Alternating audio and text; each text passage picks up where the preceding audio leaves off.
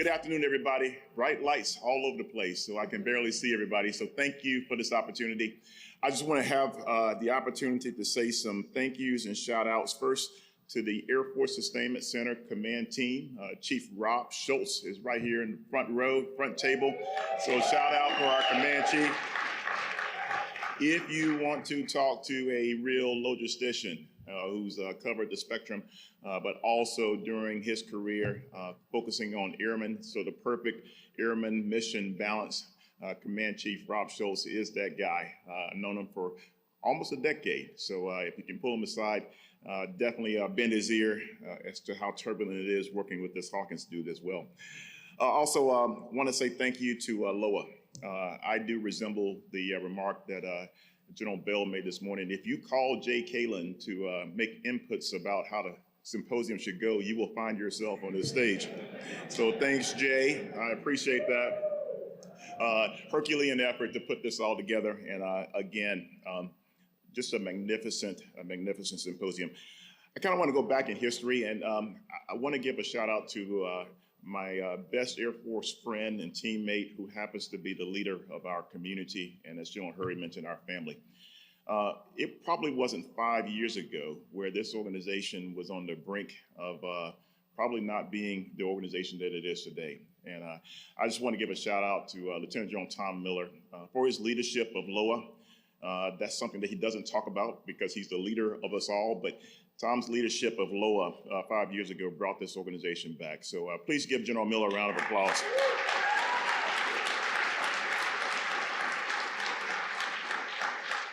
I have been digging, going around and talking to our industry partners. So thank you, industry partners, for what you do. And more so than any job I've had, understanding just how we are all one defense industrial base together.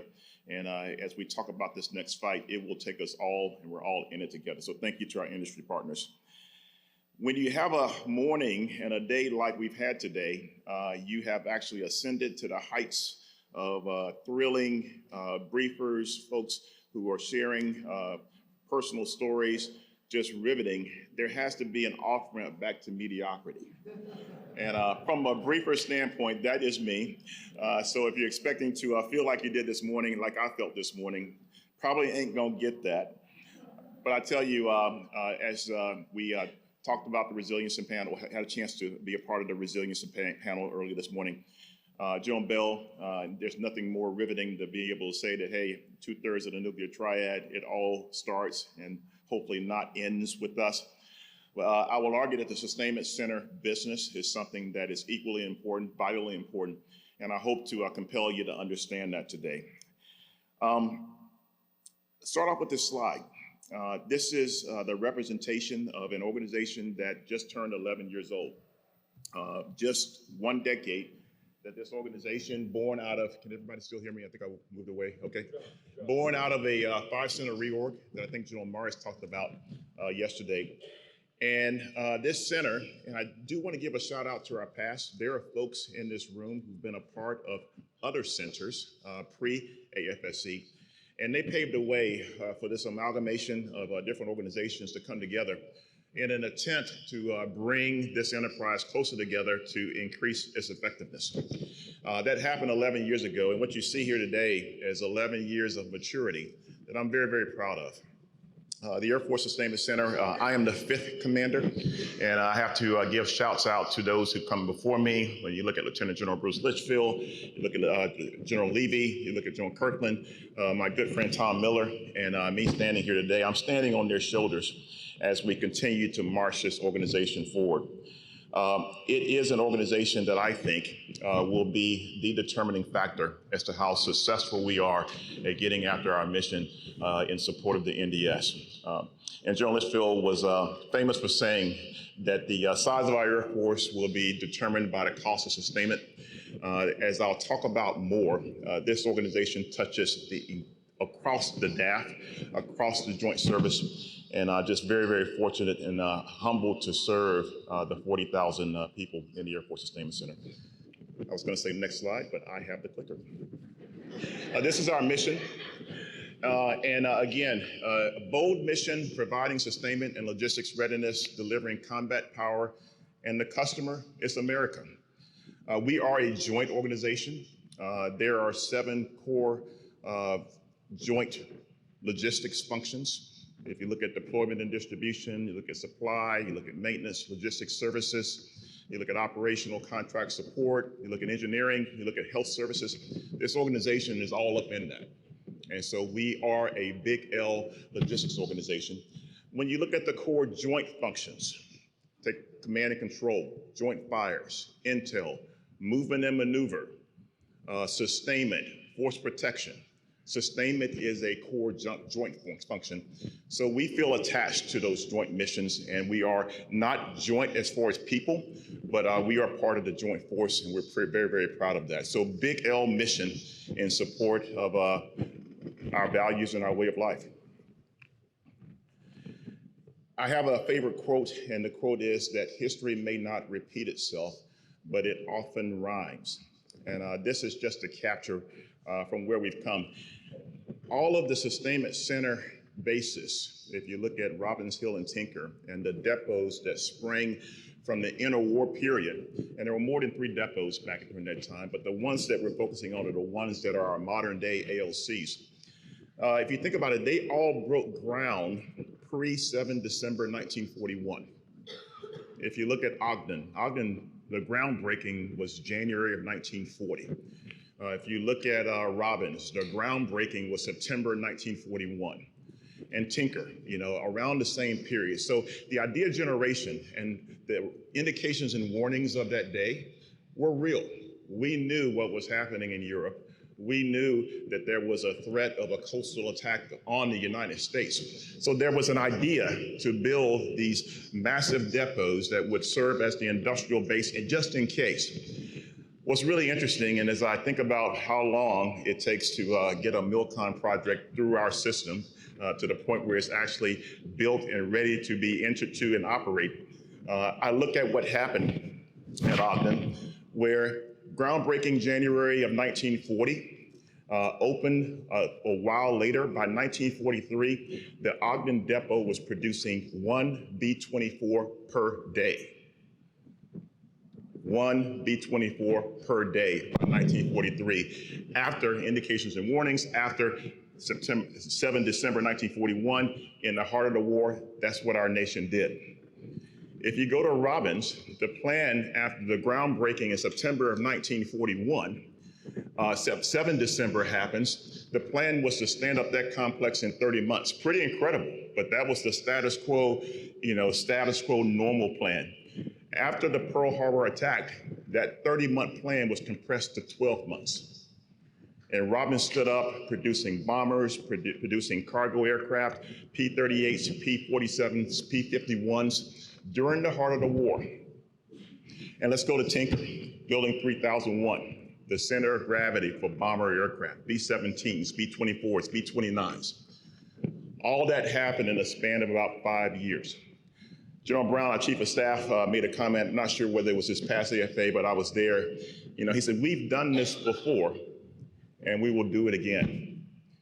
But there's evidence here. If you look at it, and even the missions that you see depicted here aren't the missions that are at those depots or at our ALCs today. It shows how agile we can be. That if we put American know-how, if we put the American spirit to something, we can get there. So a lot of concern about the bureaucracy and all the things that we have to face. When the time comes, we're going to do it, and we're going to get there because we've done it before. But just to show you, the way to get there is going to require all of us coming together with horizontally our partners across the enterprise. AFC by the numbers. Again, I mentioned 40,000 people thereabouts. Some days it's 39,000, other days it's 41. We round it. We're not just 3 locations. We have a enterprise, about 27 geographic locations, 3 AOCs, 3 air base wings, 2 supply chain wings. I want to bring your attention to the bottom right-hand corner, and I'm sure there's some MBA types in the crowd. And you're going to look at that current ratio that we slapped up there. And that is an outlandish current ratio. And current ratio is literally your assets divided by your liabilities. Usually one of about two. The ratio is 2 to 3 is considered a good company in the commercial sector. If it's that high, it doesn't necessarily mean that it's good because, again, we are not trying to make money in the Air Force Sustainment Center. We are a break-even proposition organization getting the best value of our American taxpayers' dollars. But what that 20.2 indicates is that there's an enormous amount of capacity in the Air Force Sustainment Center that we are not using. When I look at that, I imagine and I think through, what does that look in a wartime surge scenario? The infrastructure, the buildings, we have to actually increase the number of people. But from an assets and liability standpoint, if you were to compare and design a current ratio, that says that we're fairly inefficient as far as performing and producing to the infrastructure and facilities and equipment that we have. And that's something to think about when we really try to unpack what wartime surge looks like, particularly in a PRC Taiwan scenario. Strategy and priority alignment. I really enjoyed General Minahan's speech yesterday. Took notes, and I'm almost wishing I could replay my last 7 months in command. Because when it comes down to large organization strategy, intent, projection, he's got it right. What we've done here is that we've actually, and I would just commend all of the CGOs in the audience, that if you want to build some TTPs that you can put in your toolbox, I often tell people, definitely understand your boss's priorities. Always also understand your boss's priorities. And if you have time, go 3 to 4 echelons up. At this point in my career, you know, what my boss finds interesting, I find fascinating. And my boss is fascinated with the Secretary of the Air Force's operational imperatives. And there's 7 of them, and they're listed here, everything from Space Order of Battle to ABMS, System of Systems, NGAD, Family of Systems, Moving Target Indication, Resilient Basing, Long Range Strike, and readying the DAF to go to war. Those operational imperatives, you can see the alignment with the Chief of Staff's action orders. General Richardson, coming in around the spring, summer of last year, made a deliberate attempt to align his lines of effort to the Chief of Staff's action orders and the Secretary of the Air Force's operational imperatives. My day 2, after trying on the large shoes that General Miller left me, I found myself in our executive director's office, Mr. Danny D'Angelo, and just doing some whiteboarding. And he goes, you need to come up with some priorities. And I go, well, what were Miller's priorities? Whatever his priorities were, those are mine. He said, no, we need to really think through this. And the attempt was to try to align our priorities to General Richardson's priorities. And we came up with this P4 graphic, which I think is really powerful for us. It's intentionally simple. And it's P4, we're gonna walk through each section of that arrow. If you can think of it as an arrow pointing north, which is our true north. Produce the promise, people make it happen, process is how we do it, and we're preparing for warfighting and future competition, or competition and future warfighting. A little dyslexia setting in. And we really feel as though that those connect horizontally across, and that if we focus on those things, we will be aligned. And ultimately, when you look at the Secretary's operational imperatives, we will be able to, as he is getting the resourcing for those, we will be able to help those imperatives materialize in capability. So that's what we message. This is a great graphic for us to show ourselves, but also to show other people and other stakeholders when we try to align horizontally. And unpacking that more, when you look at our P4 priority scheme, at the center of it all is the Air Force Sustainment Center's mission culture. And our mission culture, if you haven't heard about it, is Art of the Possible. This is probably illegal, but we just do it because we can. It's a duty identifier patch that reminds us that AOP is what we're all about. It was actually built 14 years ago. I didn't realize it was 14. I had more of an 11-year history, but I think it was before the stand-up. And Lieutenant General Litchfield took the best of all of the methodologies that had existed beforehand and actually brought them together, bundled them together, combined them with a philosophy and a culture attributes, and really built the Art of the Possible mission culture. My claim to fame as a company grade officer back in the 90s was, and this was an OPR fodder that took me a long way, I was a TQM instructor. And for those who are young, TQM was total quality management. And if you had your game on as a captain back in the day, you were fluent in TQM, you knew how to draw out an Ishikawa diagram, you understood what Pareto analysis was all about. And if you're really good, you got to be an instructor. And we thought TQM was going to be the wave of the Air Force. That was rooted in W. Edwards Deming in his work in Japan, actually building a Toyota production system. And we all knew, and we were all told that if TQM would work, it would take you 10 years, and if you can build that culture over a 10-year period, it will be ingrained. Our Air Force didn't do that. And we did not get to the 10-year point as far as trying to build all the things that TQM brought us. I say that to say that AOP is 11 years old, 14 years old. It is ingrained in the Air Force Sustainment Center. It is sought out by other organizations who want a piece of it. We even get commercial enterprises coming to us asking, what's this AOP thing that you do? They're asking about how they can actually complement it when they're working with us as part of our partnerships. What you see on the left-hand side, at least as I look at it, is the leadership model. And the bullseye is all about common goals. And that connects directly to that first P that I talked about, produce the promise. Common goals, the levers that we use to achieve those common goals within the Sustainment Center: people, process, and resources. Cost effectiveness. Again, General Litchfield was famous for saying that we are charged with providing increased readiness with the dollars we have, but if our dollars go down, we need to provide the same readiness with those dollars. So cost effectiveness, even though it's there, it doesn't mean efficiency. It doesn't mean in this fight that we are going to compromise and shirk on being maximally effective. But because we are stewards of our American taxpayers' dollars, cost effectiveness is that red component there that matters to us a great deal. And I'll talk about that outer ring later on, but that outer ring, I think, is the secret sauce that will help us get the most out of our people. This is our mission culture. This is how we talk to each other. This is what we breathe. That we have a training scheme when we bring people in, that we actually introduce this to them. We're not there yet, but it ain't going away. And we're very, very proud of the Art of the Possible mission culture, what it means to us, and actually how we can be better providers to you as our customers. So let's talk about produce the promise. It's interesting because the first question we got from our teammates, okay, whose promise? What do you promise in Hawkins?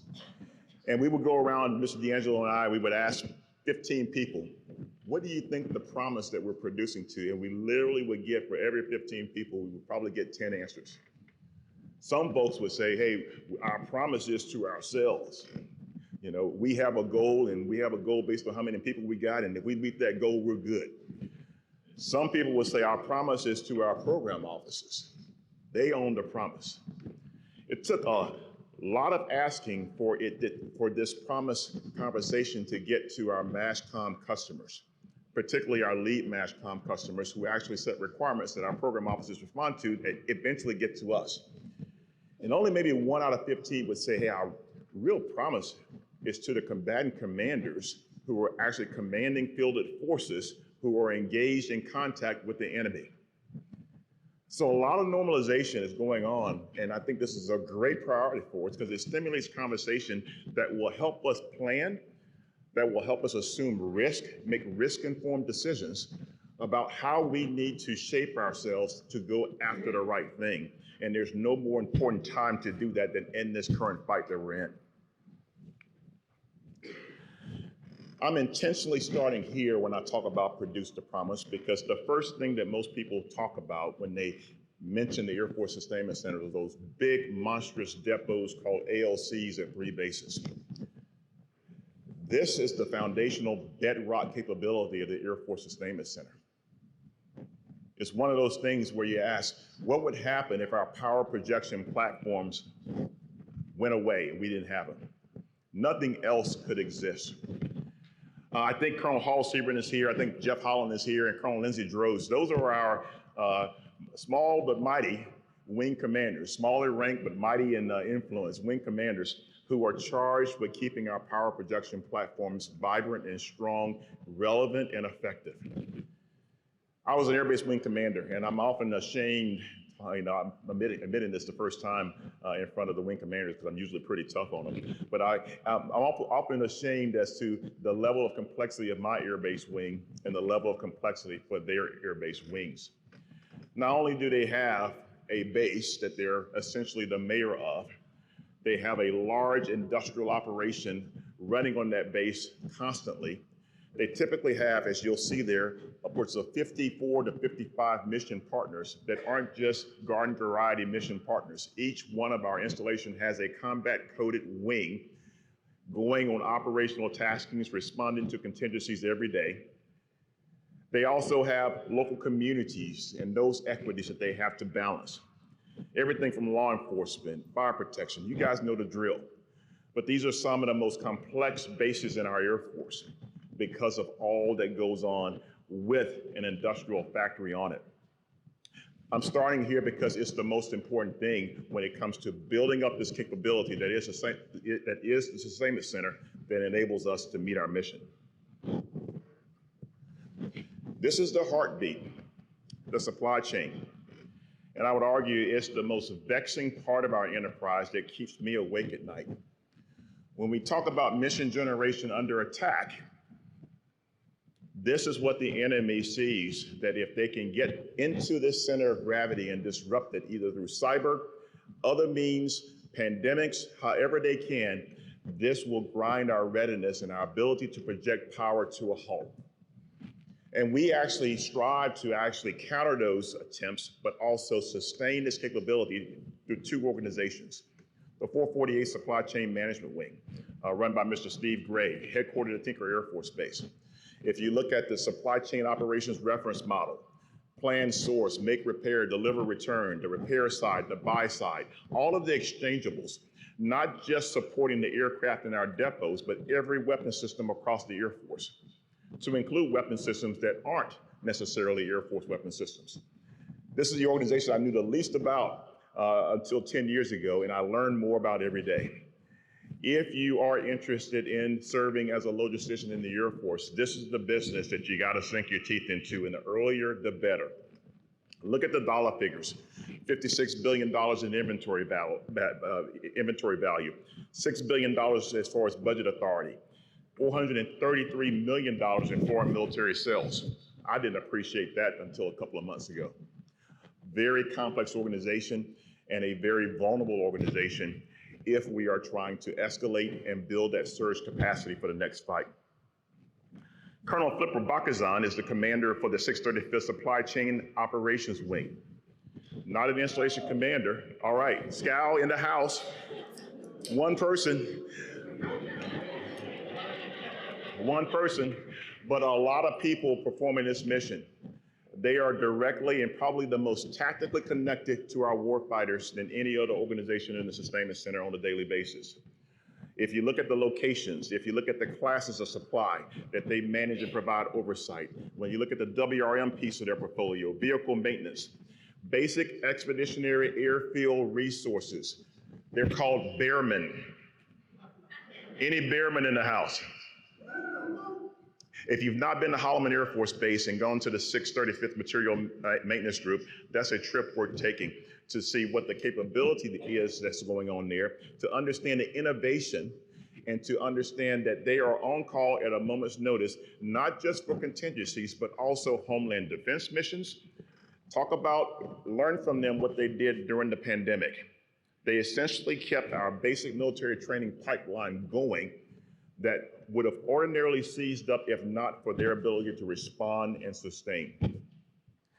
If you hear that a SpaceX rocket has launched, it's because the 635th SCAL has performed the analysis on the fuel that has gone on that rocket.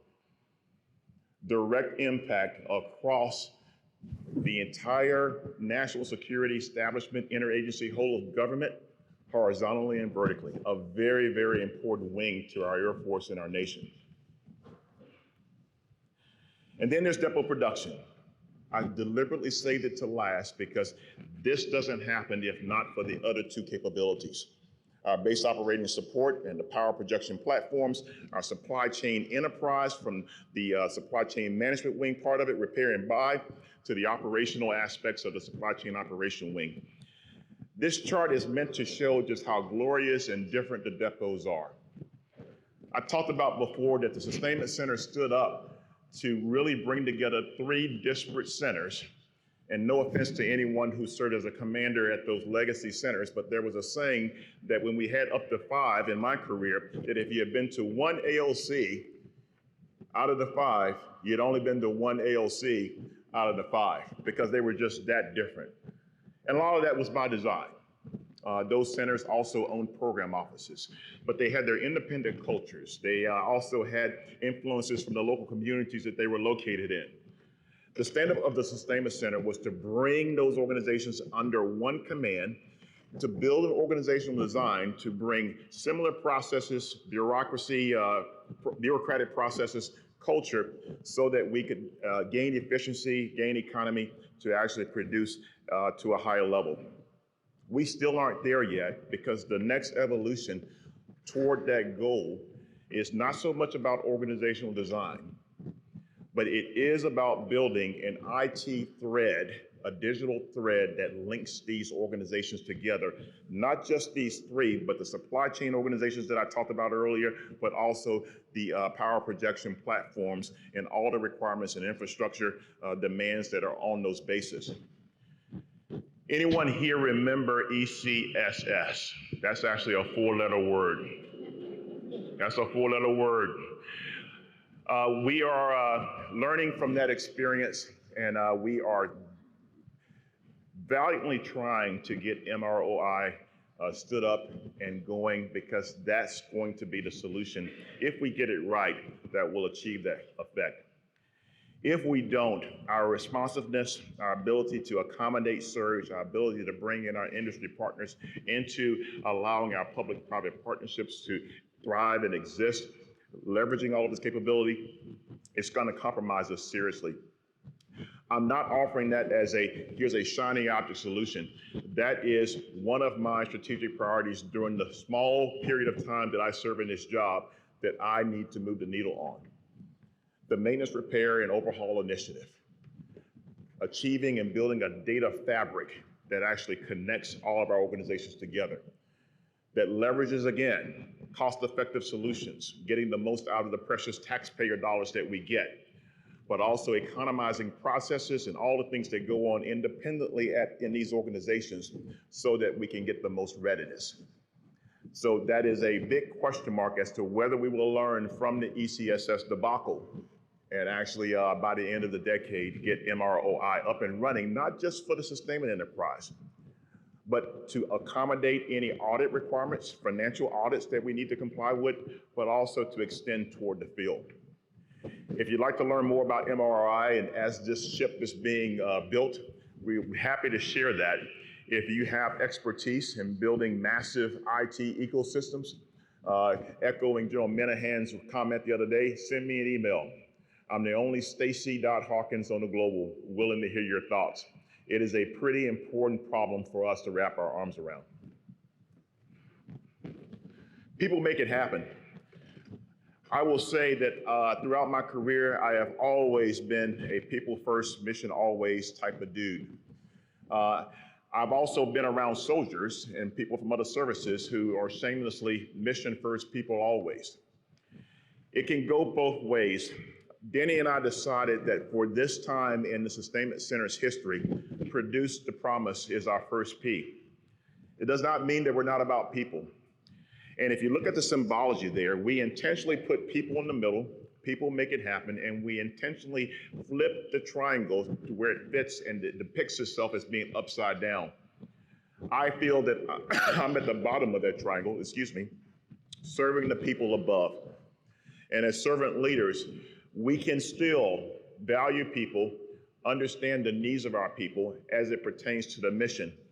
But in this NDS fight, we need both mission and people to coexist in a way to where we're taking care of people in direct support of this really, really complex mission set that we'll be facing over the next decade and a half. You'll see depicted there the wonderful people who make up the Air Force Sustainment Center. We're actually probably upwards of 90% civilian in our organization. And it is a unique aspect of our organization.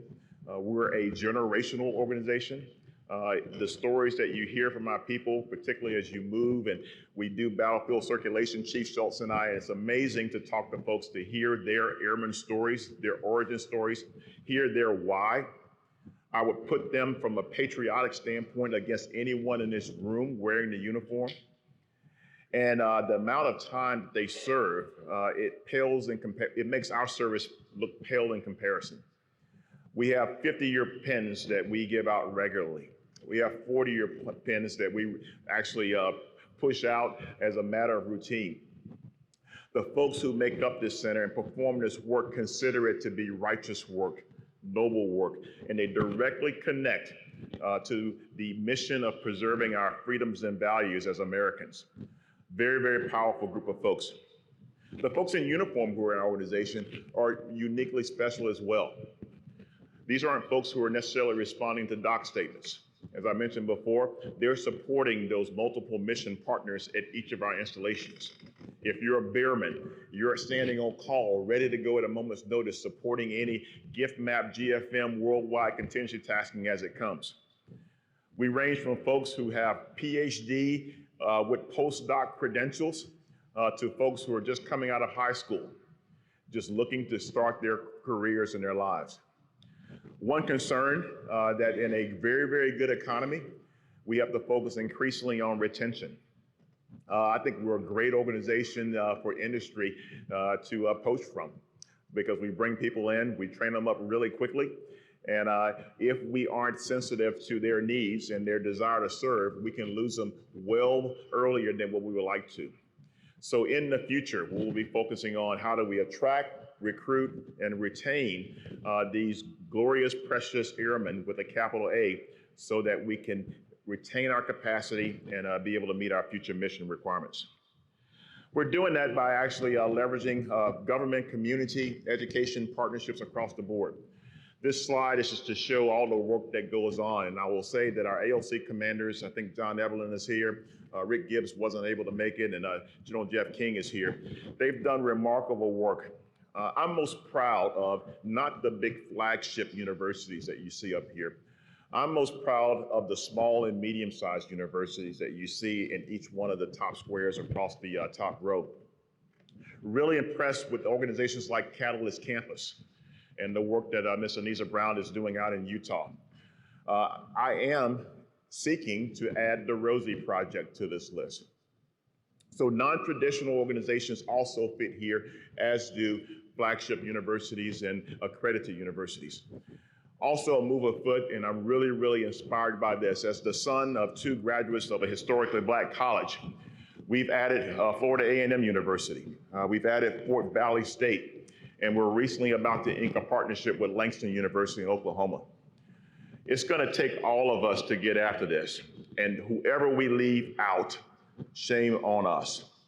So all of the universities and places, and not just universities, but technical colleges, trade schools, any place that produces someone who aspires to serve the nation toward a noble cause, we want to partner with and create easy on-ramps into the Air Force Sustainment Center. I would also put our community leadership in our various communities, in our respective communities. I'll put those community advocates against anyone in the Air Force or across the Department of Defense. Also, very patriotic Americans, often doing this and traveling as part of our civilian leadership program teams on their own dime. And these are folks who serve as advocates for us, whether it's an infrastructure project, whether it's negotiating with local political leaders to help us be able to design additional acreage or get additional acreage to actually expand for future mission sets. The communities in Oklahoma, Georgia, Utah, and even Arizona, because we have AMARC, the Aerospace Maintenance and Regeneration Group at Davis-Monthan Air Force Base in Arizona. Community leaders are a vital part of our command team as far as ensuring that we're planning for the future and projecting the advocacy that we need. Process is how we do it. I talked about AOP, and this is all the different aspects of an art of the possible mission culture that's based on, first of all, a true science. A paper was written about 11 years ago by a gentleman by the name of Kevin O'Connor, and it was titled The Science of the Production Machine. That seeded the development of various other methodologies. We've talked a lot about theory of constraints. We've talked about Little's Law. We haven't talked about it here, but Little's Law is a key part as to how we design our production machines. Drum Buffer wrote various constraint-based methodologies where we use to identify the constraints that are in the way of us producing, identifying, elevating, resolving those constraints by brokering horizontally and integrating across our ecosystem. The art of the possible and the science behind it is the secret sauce that makes the Sustainment Center go. And it goes for large aircraft production lines. It also goes for administrative processes. You can apply this methodology and this mission culture to just about everything. I use it at home to get out of trouble with my wife. When the honey-do list becomes unmanageable, I can apply some Little's Law and some gated monitoring to work that list down. What you see here in the bottom right is the radiator chart, a very, very powerful tool. And what it does is it norms and focuses and allows everyone to become keen on the exact same things toward producing to our promise to our warfighters. All of this was constructed, led by General Litchfield and others who were around him who saw this as being foundational to building the mission culture that we'll need. And it's amazing to me just how relevant it still is today. If you'd like to know more about the art of the possible, we have a handbook. Be happy to send it to you. If you'd like to see how you can implement this in your organizations, we're happy to invite or to pair you with one of our subject matter experts in order to do that. And then there's prepare for future competition. Mission generation under attack. How do we think about cyber? How do we think about supply chain resiliency?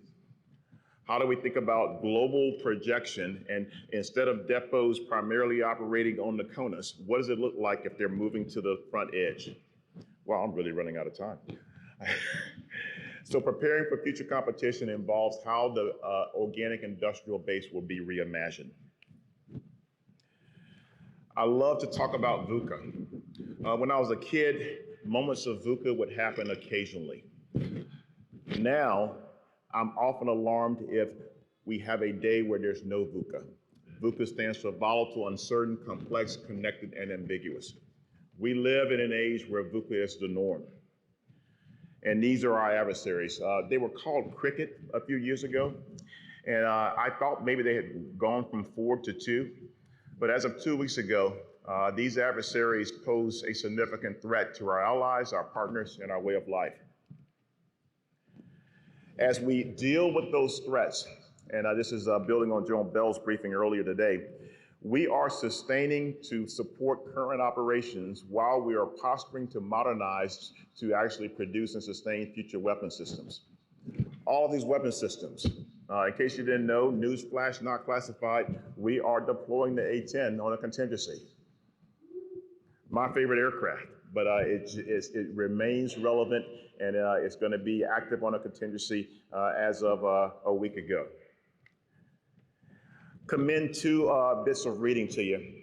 I wish I had spent more time learning and building my knowledge about Department of Defense acquisition. One reason I'm fascinated by it now is because the Secretary of the Air Force wrote the book on it. I would commend to you that this book, Getting Defense Acquisition Right, is something that I haven't just read, but I am rereading, and I'm amazed as to how it informs the decisions and my approaches to decisions that I'm making as the commander of the Air Force Sustainment Center. The second article I would commend to you is Redefine Readiness or Lose, an article that was penned by General Berger, who is the Commandant of the Marine Corps, and our own Chief of Staff, General Brown. This is the article where he implores us, both of them implore us, to move from a thinking approach that's focused on platforms, and instead of focusing on platforms, focus more on capabilities, and instead of focusing on just availability, having an enterprise focus on readiness. Ready for what? Ready when? Ready with what?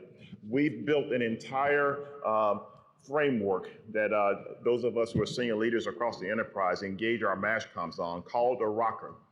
And Joan Miller and I had a chance to stand that up when we were at previous jobs. But the ROCKER is the Readiness of Combat Capabilities Review that is based on that realigned thinking, from platforms and capabilities to platforms and availability to capabilities and readiness. And these are the new future workloads that are on the horizon. We will have our hands in every single one of them. Software is going to be the star workload of the Sustainment Center in the future. The growth has been staggering. We are proposing reorganizing our software groups to accommodate this growth and to make ourselves easier to deal with when it comes to our industry partners and other folks. Innovation, huge part of what we do. Could have spent a lot more time on this, but if you look at our edge organizations at each software group, we have reverse engineering, critical tooling, advanced manufacturing, prototyping efforts going on at each one of our AOCs.